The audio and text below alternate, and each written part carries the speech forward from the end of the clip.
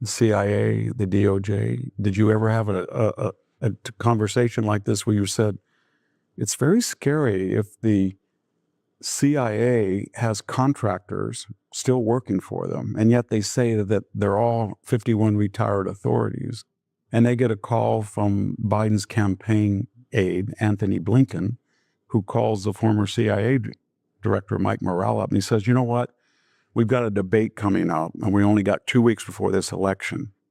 And this laptop is a bombshell. There are things that are really going to hurt us. So I want you guys to say that it has all the hallmarks. Got to have an escape because we know the FBI has it, and the FBI's already authenticated it. But we want you to tell the nation in a letter, all you sober and judicious, calm people, that this is Russian disinformation. But just say it has all the hallmarks. Because we know Leon Panetta and Brennan and Clapper and the rest of them will not be telling the truth, but we can't quite prove it because of this. And they did. And then Biden waves this thing up in the debate and says, how dare you, 51?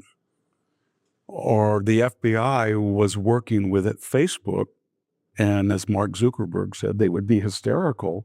The administration would call up and say, we don't want you this, and don't report this. And then the FBI would be consulting to suppress the news. Or you might have said, wow, Joe Biden kept saying, why isn't Merrick Garland prosecuting Trump? He's told us he never talked to anybody. And then on one day in November of, I think it was 2022, and the same day, Nathan Wade, the counsel of Fani Willis, is in meeting with the White House counsel. The same day, Jack Smith is appointed special counsel. And the same day, Mr. Coangelo from the DOJ decides who came from the Letitia James, a prosecutor, and then he went to the DOJ number 3. And then he decides that very same day he's going to resign to go to work for Alvin Bragg. So my point is this, that everybody was worried about what Donald Trump might do, or he might politicize. And I was watching the confirmation hearings the other day. But it's because the way he presents things. But if you're sober and judicious and you have a particular type of resume, you can be exempt. Nobody says anything. Nobody's ever said anything about Joe Biden's. I'm very worried about Joe Biden. He told the country 6 times he wasn't going to pardon his son. He pardoned him with a future pardon. Anything comes up in the next 10 years. So if we find out, I don't know, tomorrow that Hunter Biden didn't just not report 7 million, but he didn't report another 10, it doesn't matter. So I think a lot of it is the way people look at what they define in Washingtonian terms as sober and judicious and careful, and what they don't. And so if you've got the FBI director talking to the deputy attorney general about how they can wear a wire and trap the president of the United States in a lapse and show that he's cognitively challenged, as Rod Rosenstein did along with Andrew McCabe, and then you can get a 25th Amendment evoked, that is fine. And so is the next president, who now the Wall Street Journal tells us, after talking to 50 sources, that they've known for 4 years that the president was debilitated, cognitively unfit, and yet his press secretary said he was fit as a fiddle. So I think that's why that explains the election, that we have all of these people with these titles and these resumes from these Ivy League schools, and a particular comportment and vocabulary, syntax, and they have done things that if they didn't have that veneer, they would be put in jail. So then we have another guy come along and says they're all crooks. They're just nuts. Fani Willis is just nuts. They've never charged anybody. Everybody calls up a register if you're angry about an election. Of course they do. I didn't say invent them. I said they're there. Go find them. Everybody says that. Or Letitia James, have you ever charged a person with overvaluing a real estate? And then the loan was made and you paid it off on time with interest to the delight of the Deutsche Bank? No, I could go on. But my point is that in those lawfare cases, in every single case, three things were true. Number one, if Donald Trump was not the target, they would have never charged him. Number two, if he had just said in January, after January, I'm never going to run again, I'm done, they would have never charged him. And number three, they will never charge anybody, famous or not famous, with those crimes. They don't exist. If you have some, I don't know, minor little official in New York that has a tryst with some person who's blackmailing, so he has a non-disclosure form, they're not going to go back in there and say, you didn't report that as a campaign expense. Even the feds didn't want to do it. They said there's nothing there until Alvin Bragg, with Mr. Coangelo's help. So I guess that's where the big divide is in the country right now, that as you look at all the confirmation of Pete Hegseth and Pam Bondi and the rest of them, there was the common denominator is Kash Patel. Pam, where's your Harvard, Yale, Stanford degree? You don't have any.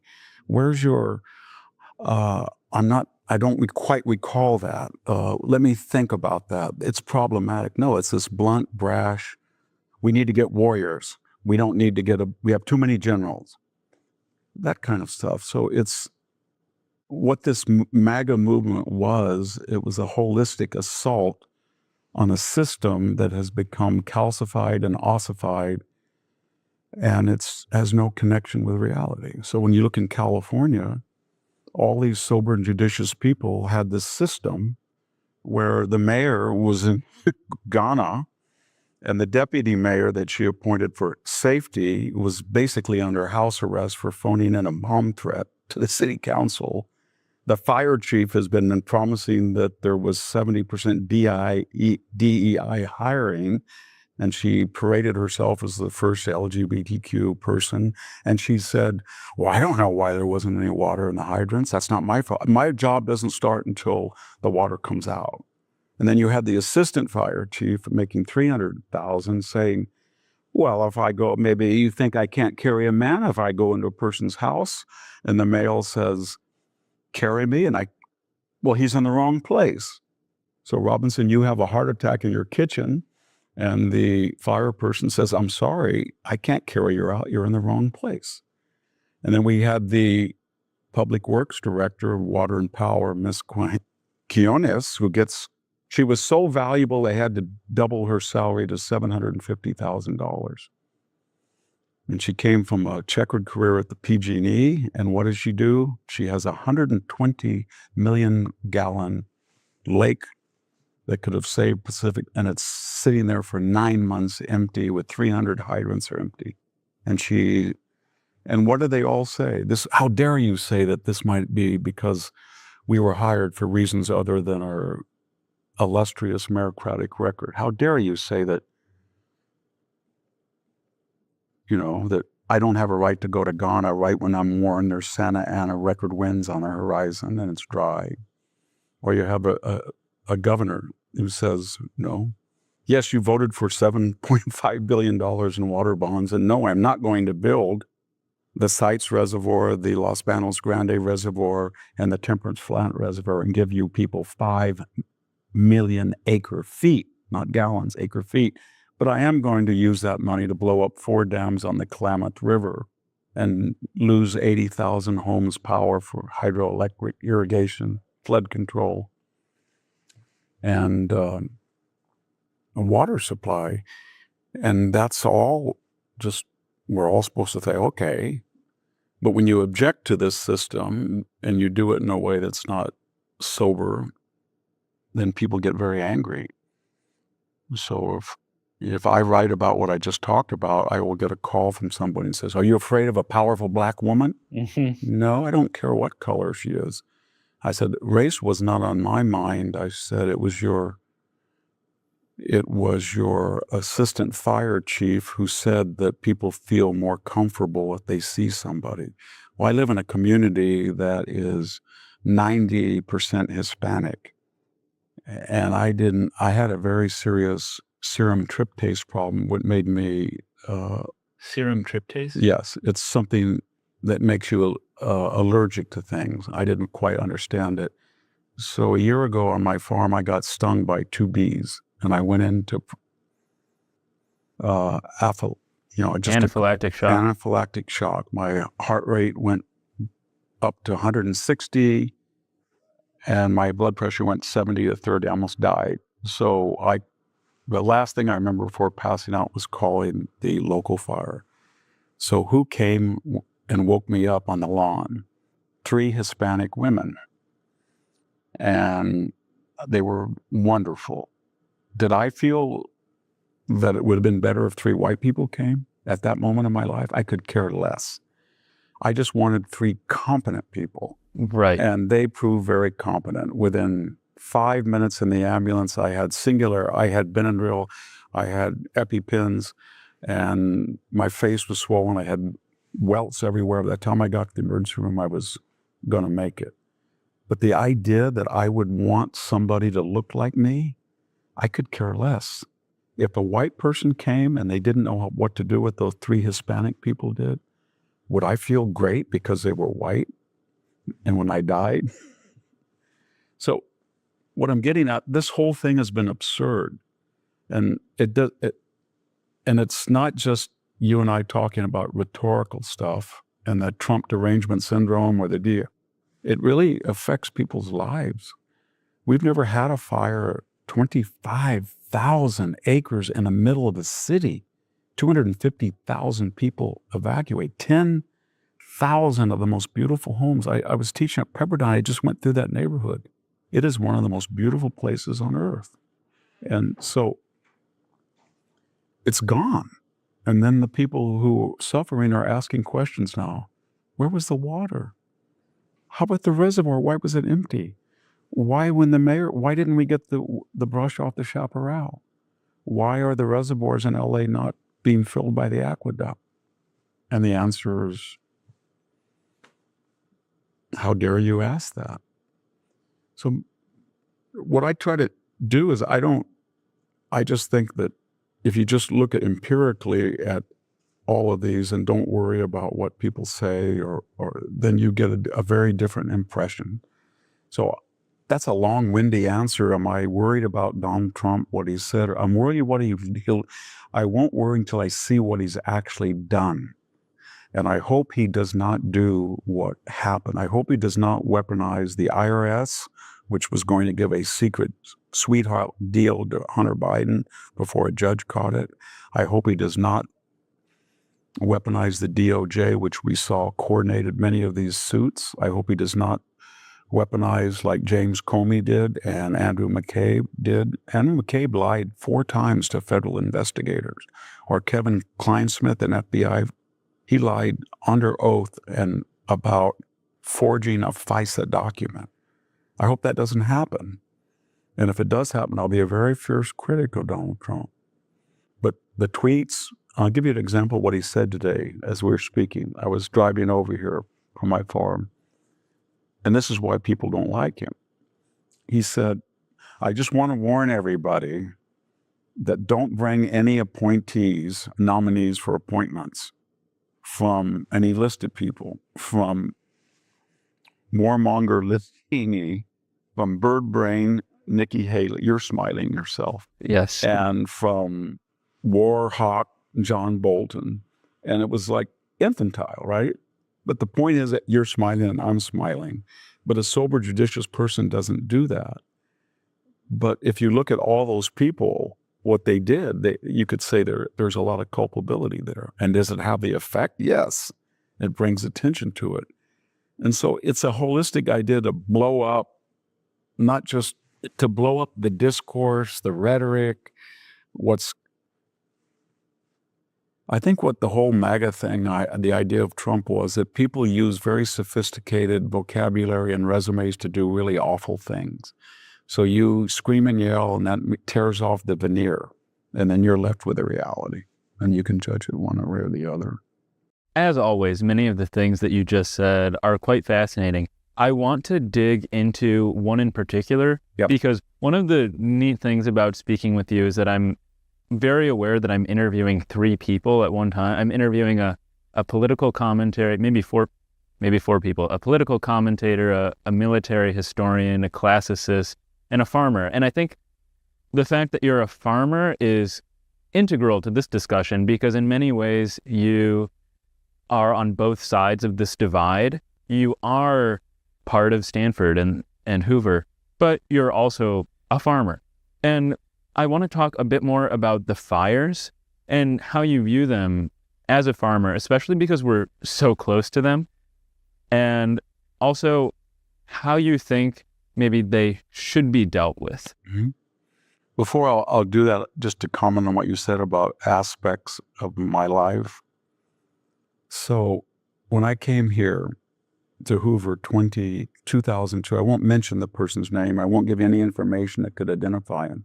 But a high-ranking dual appointee came to me and said, after I talked to him, he said, well, you're in the, quote, big leagues right now. And I'm going to have to acculturate you to the Stanford climate. Person did not have a Ivy League degree.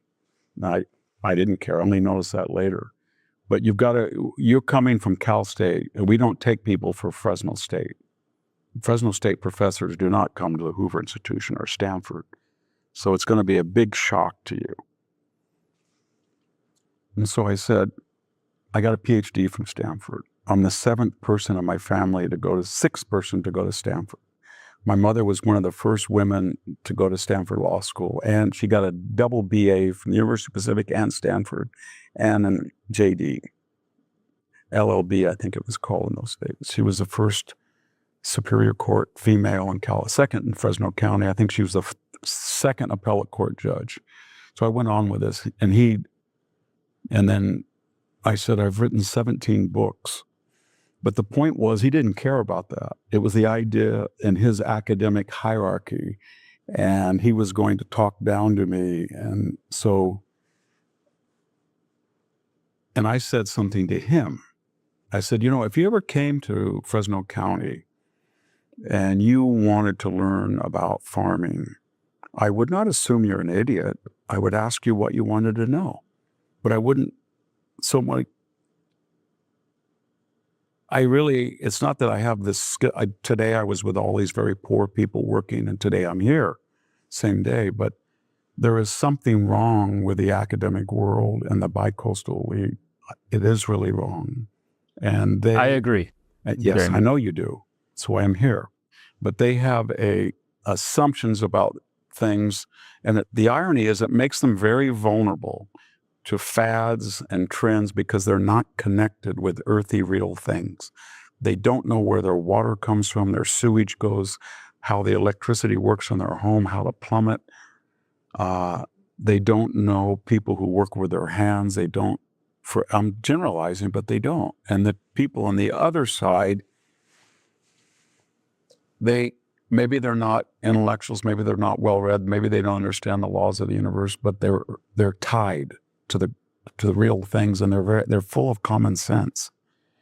So, if a Mexican-American electrician, as happened not too long ago, said to me, I'm not going to let my daughter be in that locker room with a guy who has blank, blank, blank when she's 12 years old. Makes sense to people. The people who promulgate that doesn't. And so getting to your question about farming, it's very simple. 2/3 of the people in California have always lived where there's 1/3 of the precipitation. 2/3 of the precipitation and snowmelt occur in 2 places along the Sierra Nevada mountains and north of Sacramento. So our grandfathers, my grandpa, your great-grandfathers, they came up with an idea. They called the federal project the Central Valley Project, and the state version came in later with a very good governor who happened to be Pat Brown. He sued the Sierra Club as Attorney General prior to that to get this approved. So the idea is, why don't we take the Sacramento tributaries along the Feather, along the Klamath, along the American, and bring dams and then channel that water to go south as it does. But when it gets to the Delta, and it floods and these dams will prevent it from flooding, and they'll be measured. And then we will pump it out of the delta into the aqueduct, and it will go all down the western side of the San Joaquin Valley. And then what's left from farming, we'll put 5 million acres into production, and then we'll pump it into Los Angeles, which was running out of Colorado River and Owens Valley River water, Colorado River water. And that was the idea.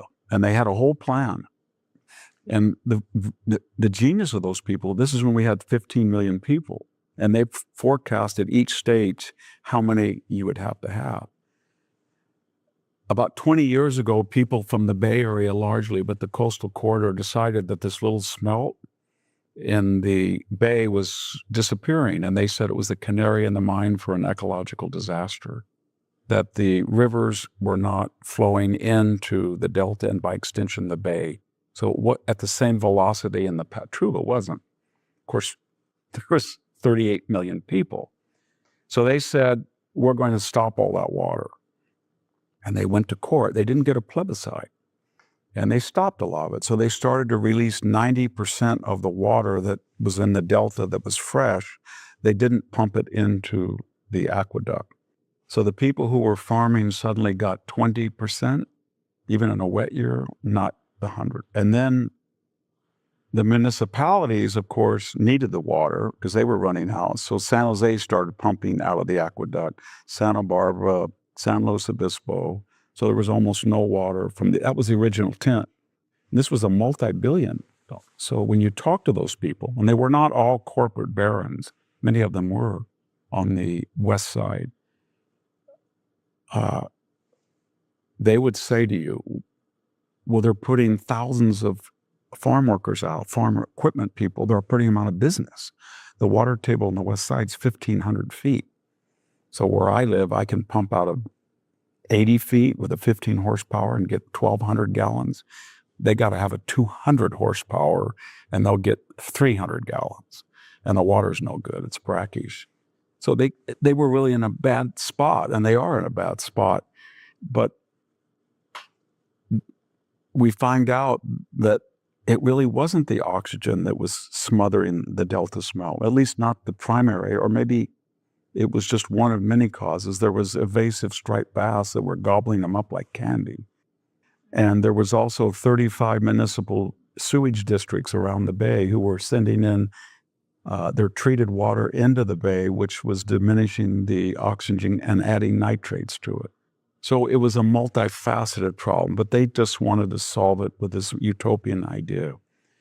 So then people got very angry about this. So in the coastal areas, because they weren't getting enough water either. So they voted to have a bond, 2014, $7.5 billion.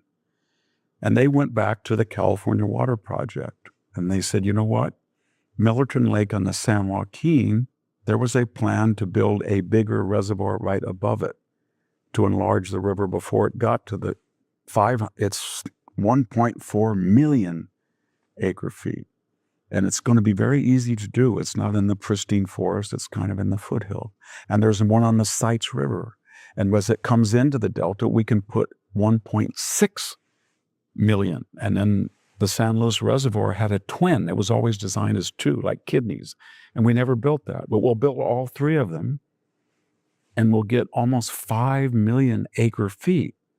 And acre feet is the ability to fill up at 1 foot 43,560 square feet of, it's an acre. So it's a huge amount of water. So they passed it. And then, of course, the people who were in the Bay Area sued, and they said, this is long, and there's a 3-spotted this and a 2-winged this, and they stopped it. So they defied the will of the people. And then they used some of that money under Gavin Newsom to go up to the Klamath River. And they said, it would be so nice to have a whitewater riparian ecosystem. And indigenous people could go back. There were very few indigenous people, but there was 80,000 people who depended on hydroelectric power. So they blew up this summer 4 dams with money that was allotted to create dams. And there was an ecological disaster for 3 months, the mud and everything. And they lost the irrigation water, they lost the flood control, they lost the recreation ugly. And so all the farmers say, why do these people understand that when they go to Whole Foods or they go to Trader Joe's, the food comes from somewhere? And the people of Los Angeles are then asking, what Gavin Newsom said, well, the reservoirs are all full. And what he meant was, we haven't had snow in a month and we're in drought conditions already. But last year we had a really heavy snowmelt, and I let a lot of the water out, but it still can't, it's not all gone. So we have 75%. And it's going down each day, but I think Folsom's only 30%. So he basically lied to the Californians and said, I didn't do what I did. They're full. They're not full. And the reservoirs in Los Angeles will not have enough water to be full. So they look at all this, and was this ever voted on? It was voted on one time to build reservoirs. But people they thought, well, these are just stupid farmers and stupid people that want water, and they don't understand the sophisticated ecosystem that I do. And that was what. And so when you see the Los Angeles thing, it transcends farming. It was like an electric shock to the whole green DEI mentality, and you started to learn certain things about it. It was a pastime of very elite, wealthy people. So suddenly they were saying, well, there's no police protection. My house burned down, but I had a safe and I had Krugerrands and gold and all these things. And people are, well, what did you think when you voted to decriminalize looting and theft to $950? And then they said, well, we cleaned out all of our area around our house, but the city owned and the county owned that hill, and they said the milk vetch was a protected species of bush, so they never cleaned it off, and the fire came right up and it burned the milk vetch and then burned my house down. Yes, that's what it does when some people come in and they try to sue the city and say that's a milk vetch protected species. And it was like, oh, wow. The mayor doesn't know anything about fire. We have 100, the fire chief has 100 fire vehicles that are sitting there with no money to repair them. And she says that her job starts when the water comes out the hydrant. And the deputy mayor of safety is under house supervision because and they think, well, who hired these people? You did. Because they fit a particular ideology whose consequences you're never subject to. Because your zip code, your money, your degree, your network of friends protects you from that. And that was a shock. And so when you look at the whole California disaster of paying 13.3% top income tax, second highest gas tax, fourth highest sales tax, 45th in test scores, as you look at how some of the traffic magazines rate our freeways about 48, you ask that question, then you start to say, Nancy Pelosi, Barbara Boxer, Dianne Feinstein, Kamala Harris, Jerry Brown, Gavin Newsom, they're all from the same place. They're all from the same class. They're all very wealthy. They all have estates. And I could go to Kevin's living in a $9 million home. Jerry's got a big Grass Valley estate. Feinstein had one of the most beautiful homes at Tahoe. Barbara Boxer's at Rancho Mirage. But their policies made sure that people where I live can't buy a house because of the regulations. It's so hard to do. Or they made sure that food is very expensive, or there's no natural gas. And because it doesn't affect them, because they have enough money, that they don't really care about the rates. They can either get their income and capital gains or get right up, but they don't really worry about it. And then something like Los Angeles happens. And now that everybody's dumbfounded, oh my God, I'm not insulated from this. No, you're not.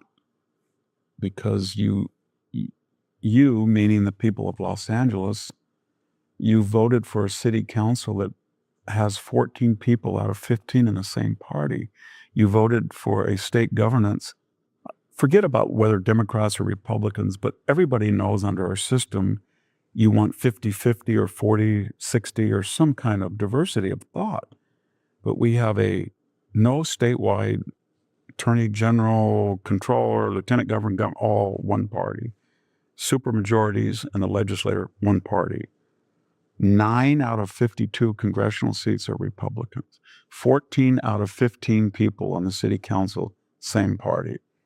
It could go on, but when you have that monolithic monopoly of thought, and you can get away with it because the state is so wealthy, and you've got all these tech, $9 trillion here in market capitalization. You inherited this wonderful UC system, state college system, water project center from a very different type of generation, which you now denigrate.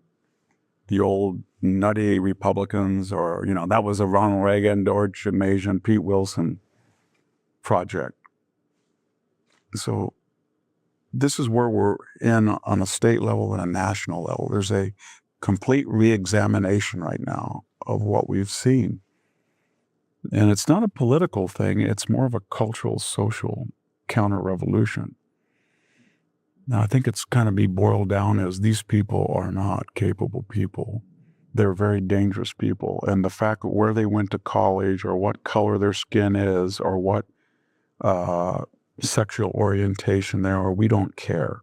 We don't care what their resumes say. We just want to judge people on what they do. And they're found wanting.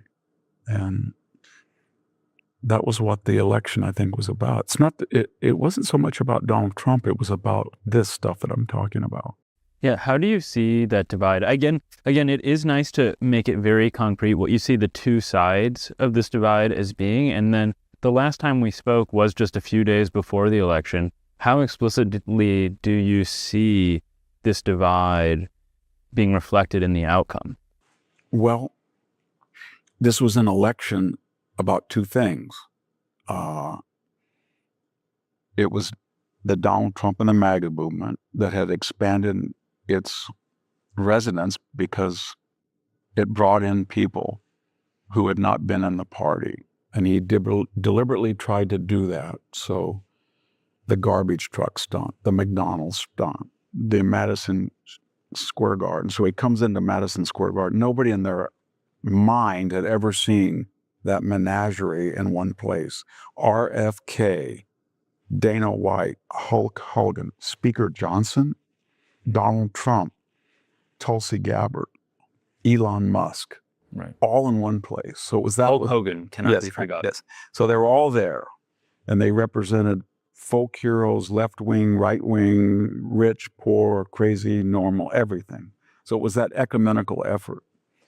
And then the second thing was people in 2020 thought Donald Trump was too chaotic, and sober, judicious old joke from Scranton was going to bring us, because I went back and looked at his speeches in the primary when he ran against it was unity, unity, unity. And although he catered to the hard left, after the South Carolina, Iowa, Nevada, he lost the first three and he was going nowhere. And he was cognitively, people had said that, not me. Cory Booker said that on a debate. So then the powers that be said, these people in our party are not electable. Barack Obama was electable because he was a brilliant rhetorician and charismatic. These people aren't. Cory Booker, Elizabeth Warren, Bernie said they're not going to win. But we can get old Joe Biden and put him as a veneer. And then we'll run the country. And that's what they did. They knew he was, but so what had happened? It wasn't we had a porous border, we had no border. It wasn't we decided gradually to get out of Afghanistan. We just left and left $50 billion of equipment to terrorists. It wasn't that we let China do a little bit. We let them have a Chinese spy balloon go across the United States with impunity. We had our two diplomats in March dressed down and insulted in Anchorage by China. It wasn't that we said we're going to ease up on crime. We redefined crime basically with critical legal theory, where we didn't even arrest violent offenders under these George Soros finance 15 or 16. Chelsea Boudin or George Gascon, they were letting people out who committed real crimes. So it was a revolutionary moment. Partly it was I think the COVID lockdown, part it was Trump, part it was the George Floyd, but whatever it was, people didn't like it. So they said in 2024, I'm tired of hyperinflation. I'm tired of being humiliated abroad. I'm tired of crime. I'm tired of the president mumbling and stumbling. And so some of it was that they didn't like Trump, but they voted against Biden. And some was they thought Trump was an anecdote to this. Well, he was the first Republican in 20 years to win the popular vote. He won the House. He won the Senate. With the Supreme Court, he's got a sort of a mandate. We'll see if he can govern with it. Now, on the one hand, we have the quote-unquote intellectual elites who are purportedly not actually competent, and then we have the people without these prestigious degrees but have a tie to some skill and value competence. Something that I find quite interesting here in this dichotomy is that one of the main topics of discussion in the media right now is Trump's cabinet picks. And the allegations from the left are unilaterally that these nominees are unqualified, they don't have these prestigious degrees, they don't have the requisite experience, they, in many ways, are probably brash or unpredictable.